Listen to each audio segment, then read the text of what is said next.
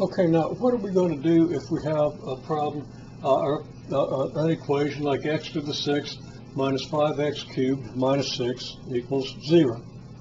Well, we can note that we have an x cubed and an x to the 6th, and the power here is double the power here. So we have a constant, we have some power of x, and we have double that power. When we see that, we could let u equal x cubed. So if u is x cubed, well then x to the 6th is going to be u squared. So that we could rewrite the equation as x to the 6th, which is now u squared, minus 5x cubed, which is then minus 5u, since u is x cubed, minus 6 equals 0. What's the advantage of doing this? Well, very clear, this is a quadratic. Not only that, but conveniently, it's a quadratic that factors. If it didn't factor, we could still use the quadratic formula, but it factors, so we're going to go ahead and do that. So we have u minus 3 times u minus 2 equals 0, so that u equals 3 or u equals 2.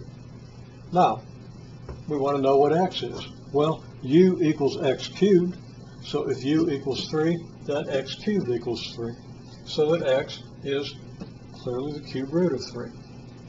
And if u is 2, then that means that x cubed being equal to u is equal to 2, so that x is the cube root of 2.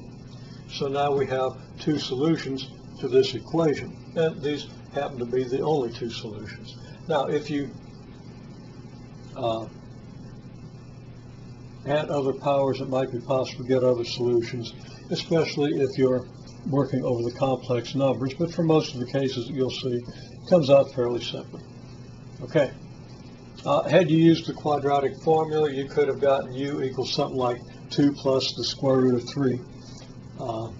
2 plus or minus the square root of 3, so you'd have 2 plus the square root of 3, 2 minus the square root of 3, and you'd have to take the cube root of 2 plus the square root of 3, cube root of 2 minus the square root of 3. That gets a little messy, but it's not too bad, because you really can't simplify it very much. Okay, over here. We have another equation, the quantity 3x minus 4 squared plus the quantity 3x minus 4 plus 2 equals 0. Well, what do we have? We have the square of some quantity plus a multiple of that quantity. It happens to be multiple 1, but it wouldn't have to be. Minus 2 equals 0. That's right for being expressed. And I paused there because the screen suddenly flashed black. I don't know what's going on.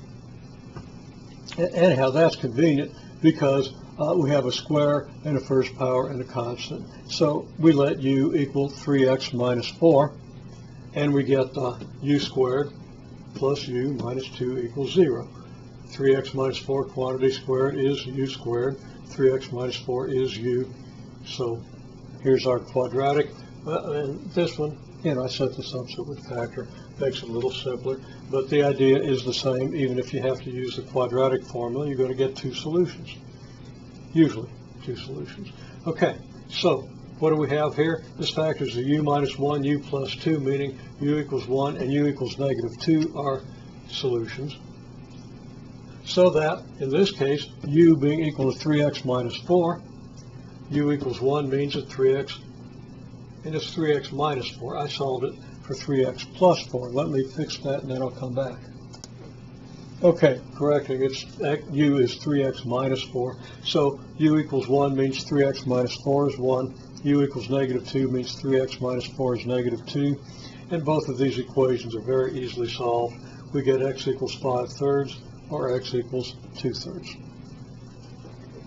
Now this whole phenomenon of an equation breaking into two parts, two possible solutions, should be familiar because clearly when we've done quadratics we get two possible solutions, and these being quadratics we do get two possible solutions. Now we're going to look at absolute value equations, which also involve the possibility or the likelihood of two solutions.